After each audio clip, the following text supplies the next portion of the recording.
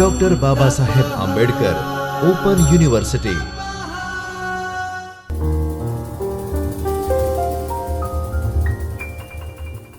Doctor Baba Saheb Ambedkar open યુનિવર્સિટીના ચૈતન્ય સ્ટુડિયોમાં આપનું સ્વાગત છે.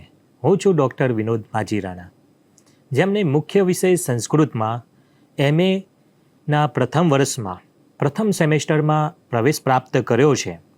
તેમાં પેપરનો કોડ છે MASKT 02. પેપરનું નામ છે નાટ્યશાસ્ત્ર અધ્યાય 1, 2 અને 6 અને ઉરુભંગમ.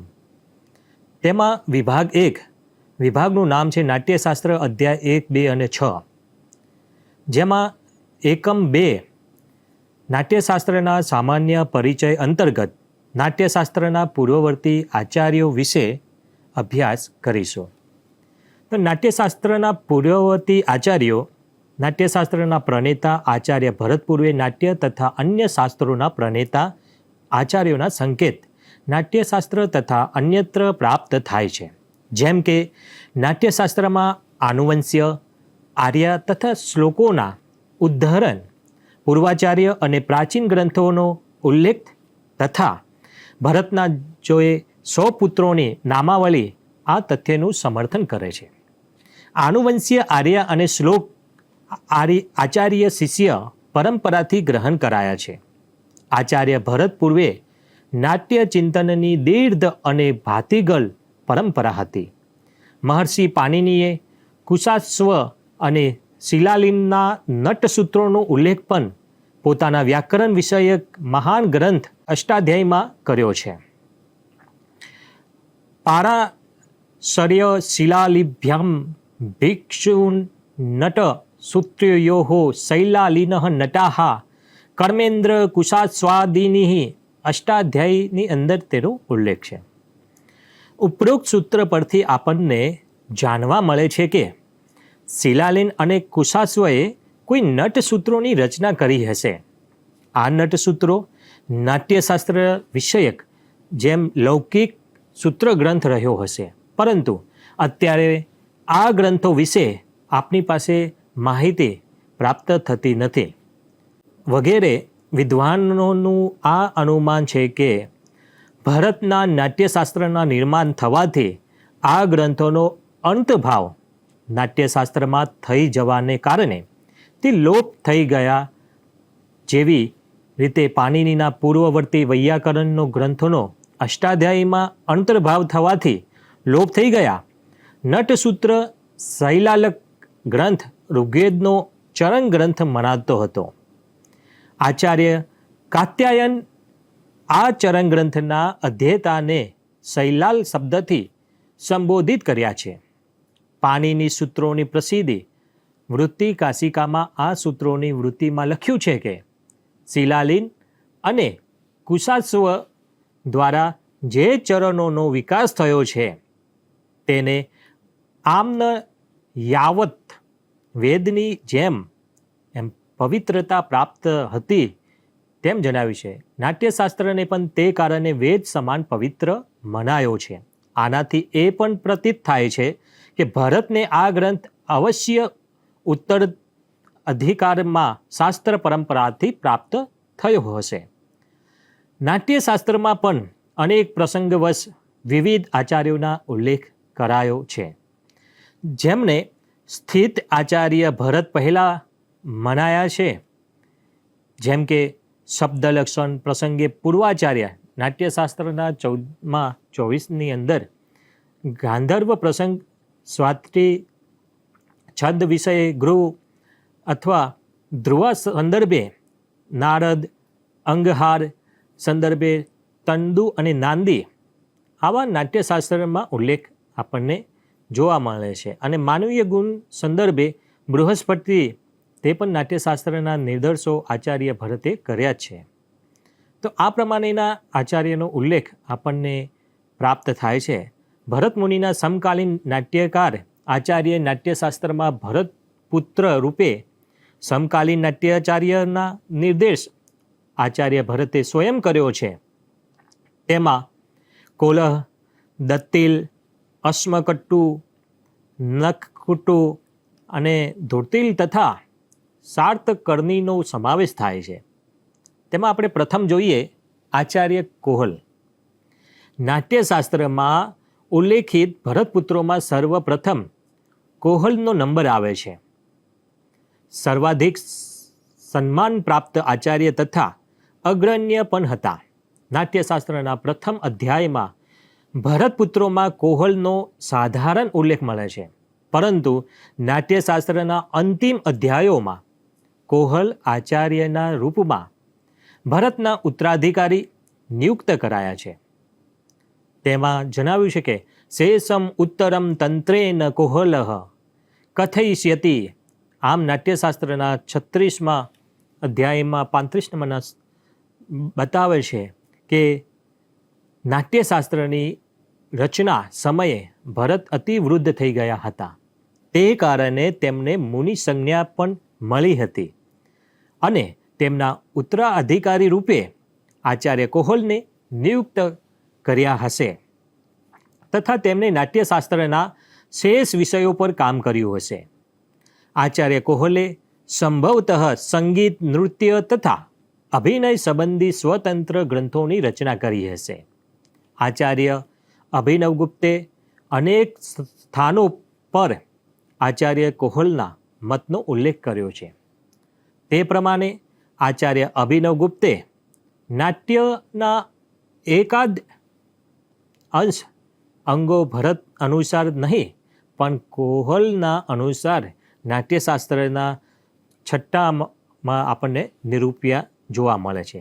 ભાવપ્રકાશે શારદા તનય ગ્રંથમાં, હેમચંદ્રાચાર્ય કાવ્યાનુશાસન ગ્રંથમાં તથા રામચંદ્ર ગુણવતચંદ્રએ નાટ્ય દર્પણ ગ્રંથમાં રૂપકોની સંખ્યા વૃદ્ધિના કરતા આચાર્ય કોહલને માન્યા છે. તેમણે નાટિકા, ષટક જેવા નાટ્ય ભેદોને પ્રવર્તિત કર્યા હતા. રસાર્ણવ સુધાકરમાં ભરત મુનિની સાથે સાથે કોહલ, દત્તિલ વગેરે આચાર્યોના સ્વતંત્ર નાટ્યાચાર્યોના રૂપમાં ઉલ્લેખ કરેલ છે. રાજશેખરે બાલ રામાયણ નાટકમાં કોહલના આચાર્યનો નાટ્ય પ્રયોક્તાના રૂપમાં ઉલ્લેખ જોવા મળે છે. સંગીત વિષયક ગ્રંથોમાં પણ આચાર્ય કોહલનો ઉલ્લેખ આપણને પ્રાપ્ત થાય છે. જેમ કે સારગર દેવના સંગીત રત્નાકર ગ્રંથ વગેરેમાં. આથી આપણે એમ કહી શકીએ કે આચાર્ય કોહલે કદાચ સંગીત વિષયક ગ્રંથો પણ રચ્યા હશે. મદ્રાસના શાસકીય હસ્તલિખિત ગ્રંથગારમાં કોહલના પ્રોક્ત ગ્રંથનો 13મો અધ્યાય આપણને જોવા મળે છે. તેનું નામ કોહલ રહસ્ય એ પ્રમાણેનું નામ છે. આ ઉપરાંત કોહલાચાર્ય પ્રણિત કોહલમત્તમ નામક અન્ય ગ્રંથ પણ પ્રાપ્ત થાય છે. આચાર્ય ભરત મુનિના 100 પુત્રોમાં કોહલ પછી ક્રમમાં બીજું નામ આચાર્ય દત્તિલનું આવે છે.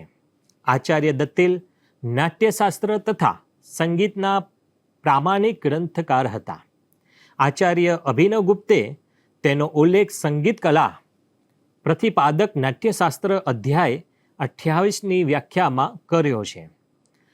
નૃત્ય કલાના વિષયમાં દત્તિલ કોહલિયમ નામક એક અપ્રકાશિત પાંડુલિપિ ગંજોર ગ્રંથગાર ઉપલબ્ધ છે, જેમાં નૃત્ય કલાની વિશદ ચર્ચા છે. રસાર્ણવ, સુધાકર વગેરે ગ્રંથોમાં દત્તિલનો નામ ઉલ્લેખ પ્રાપ્ત થાય છે. માનન્ય રામકૃષ્ણ કવિએ આમનો એક અન્ય ગ્રંથ ગાંધર્વ વેદ સારનો પણ ઉલ્લેખ કર્યો છે. દત્તિલમ તેમનો સુપ્રસિદ્ધ છે અને સર્વવિદિત પ્રાપ્ય ગ્રંથ છે. ત્રીજા નંબરે આવે છે આચાર્ય નંદી અથવા તંદુ. તો આ આચાર્ય ભરત મુનિના 100 પુત્રોમાં તંદુનું પણ નામ આવે છે. આચાર્ય અભિનવગુપ્તે તંદુ, નદી અથવા નંદિકેશ્વર નામ પર્યાપ્ત રૂપે માન્યા છે. જેમણે ભરત મુનિને તાંડવ નૃત્યનું શિક્ષણ આપ્યું હતું. તેમને શિવનો સાક્ષાત્કાર પ્રાપ્ત હતા. આચાર્ય નંદીના સુપ્રસિદ્ધ ગ્રંથ અભિનવ દર્પણ ગ્રંથના આધારે તેમને નાટ્યશાસ્ત્રના આચાર્ય માનવામાં કોઈ કઠિનતા જણાતી નથી. નંદિકેશ્વરના અન્ય ગ્રંથોમાં નંદી ભરત ઉક્ત શંકર હસ્તાધ્યાય નામક ગ્રંથ હસ્તલિખિત સ્વરૂપમાં અપૂર્ણ પ્રાપ્ત થાય છે. ભરતના નાટ્યશાસ્ત્રની જે પુષ્પિકામાં નંદી ભરત પ્રણીતમ સંગીત પુસ્તકમ લખેલું જોવા મળે છે, જે ભરતના શિષ્ય હોવામાં કે પુત્ર હોવામાં સંકેતિત છે. કેટલાક વિદ્વાનો આચાર્ય તંદુ નંદી કે નંદિકેશ્વરને આચાર્ય ભરતના પૂર્વ પણ માને છે. ત્યારબાદ ચોથા નંબરે આવે છે આચાર્ય તુંબરુ. તેમાં રેચક, કરણ, સંગદાર તથા સંગીતના પ્રસંગમાં તુંબરુનો નાટ્યશાસ્ત્રમાં ઉલ્લેખ પ્રાપ્ત થાય છે, જેમને આચાર્ય ભરતના સમકાલીન માની શકાય છે. આચાર્ય તુંબરુ નૃત્ય સંગીતના પ્રસિદ્ધ આચાર્ય હતા તથા પ્રત્યેક સંગીતના અવસર પર તેમનો સહયોગ પ્રાપ્ત રહેવાનો આપણને ઘણી જગ્યાએ ઉલ્લેખ જેમ કે પુરાણોમાં પ્રાપ્ત થાય છે. આ પ્રકારે તેમનું વ્યક્તિત્વ પૌરાણિક છે તે આપણને અહીં સ્પષ્ટ દેખાઈ આવે છે, પરંતુ તેમનો કોઈ ગ્રંથ કે તે વિષયક માહિતી પ્રાપ્ત થતી નથી. ત્યારબાદ પાંચમા ક્રમાંકે આવે છે આચાર્ય કશ્યપ. આ આચાર્ય કશ્યપ પણ ભરત મુનિના સમકાલીન મનાય છે. આચાર્ય અભિનવ ગુપ્તે તેમને ભરતની સમાન પ્રતિષ્ઠિત આચાર્ય માન્યા છે. જાતિઓ અને રોગોના વિષયમાં આચાર્ય કશ્યપ વિશે લાંબા ઉદ્કરણો અભિનવ ગુપ્તે અભિનવ ભારતી ગ્રંથમાં આપ્યા છે, જેનાથી આપણને તે જ્ઞાત થાય છે કે આચાર્ય ભરત મુનિના સમકાલીન શાસ્ત્રકારોમાં પણ રાગ વિષય જ્ઞાન હતું. તો અહીં આ જે પ્રાપ્ત થતી માહિતી અનુસાર આપણે કહી શકીએ કે આચાર્ય કશ્યપ પણ તે વિષયનું જ્ઞાન પ્રાપ્ત હતું. ત્યારબાદ આવે છે આચાર્ય અશ્મકટ્ટુ તથા નખકટ્ટુ તરીકે ઓળખાય છે. તો આ બંને આચાર્યોના ઉલ્લેખ નાટ્યશાસ્ત્રમાં ભરત પુત્રો રૂપે આપણને જોવા મળે છે. જેમ કે સાગર નંદિનીએ પોતાના નાટ્ય લક્ષણ રત્નકોશની અંદર આચાર્ય અશ્મકટ્ટુ તથા નખકટ્ટુનો વિભિન્ન પ્રસંગોમાં ક્રમશઃ 4 તથા 2 વાર મતનો ઉલ્લેખ પ્રાપ્ત થાય છે, જેનાથી તેમની સ્વતંત્ર નાટ્યશાસ્ત્રીય કૃતિઓની આપણને જાણવા મળે છે કે આ મુખમાં વિથ્યંગ તથા અન્ય નાટ્ય તત્વોની યોજનાના વિધાનમાં વિશ્વનાથ કવિરાજે પોતાના પ્રસિદ્ધ ગ્રંથ સાહિત્ય દર્પણમાં અશ્વમકટ્ટુના શ્લોકોનો ઉલ્લેખ કર્યો છે. આનાથી સ્પષ્ટ થાય છે કે કવિ સાગર નંદિની તથા વિશ્વનાથના સમયે આચાર્ય અશ્મકટ્ટુ તથા નખકટ્ટુના નાટ્યશાસ્ત્રીય ગ્રંથો આપણને પ્રાપ્ત થતા હતા. ત્યારબાદ 7મા ક્રમાંકે આવે છે આચાર્ય બાદરાયણ તથા સાતકર્ણી.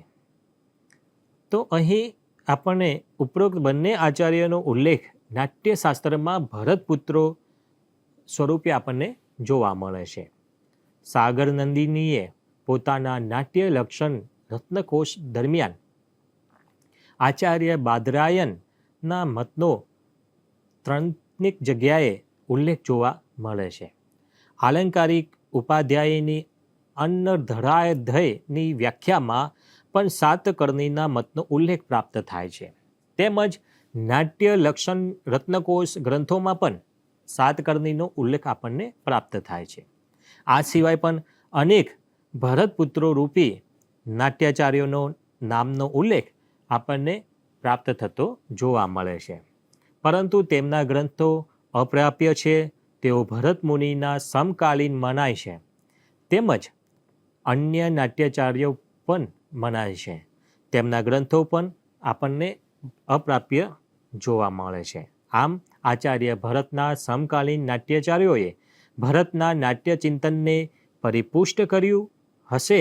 તેમનું અલગ અસ્તિત્વ નહિવત જોવા મળતું હોવા છતાં તે નાટ્ય પરંપરામાં નંદી સમુદ્ર ન્યાય મુજબ જોડાઈ ગયા હશે અને નાટ્ય પરંપરાનું જે મહત્ત્વ વધાર્યું છે એમાં નદી, સમુદ્ર, ન્યાય એટલે કે નદી કોઈ સ્થળેથી નીકળે છે અને સમુદ્ર તરફ વહે છે.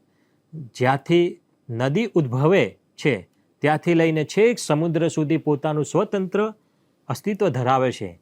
એ પછી જ્યારે નદી સમુદ્રમાં ભળે છે ત્યારે એનું સ્વતંત્ર અસ્તિત્વ સમાપ્ત થઈ જાય છે. નદી હવે સમુદ્રનું રૂપ લઈ લે છે અને સમુદ્ર બની જાય છે. આથી નદીના સ્વતંત્ર અસ્તિત્વની સમાપ્તિ નદીનો વિનાશ નથી, પરંતુ એનું રૂપ પરિવર્તન છે અને તે પણ ગુણાત્મક કે ઉત્કૃષ્ટાત્મક છે. આમ નાટ્ય પરંપરા પણ પરિપુષ્ટ અને પરિપૂર્ણતા તરફ ગતિ કરતી જોવા મળે છે. તો આ ઉદાહરણ દ્વારા આપણે પણ જે પૂર્વવર્તી આચાર્યો હતા તે પરથી જાણી શકાય છે કે આચાર્ય ભરતમુનિ પહેલાં પણ આપણને નાટ્યાચાર્યો પ્રાપ્ત થયા હતા. અસ્તુ જયતુ સંસ્કૃતમ, જયતુ ભારતમ. ધન્યવાદ. स्वाध्यायः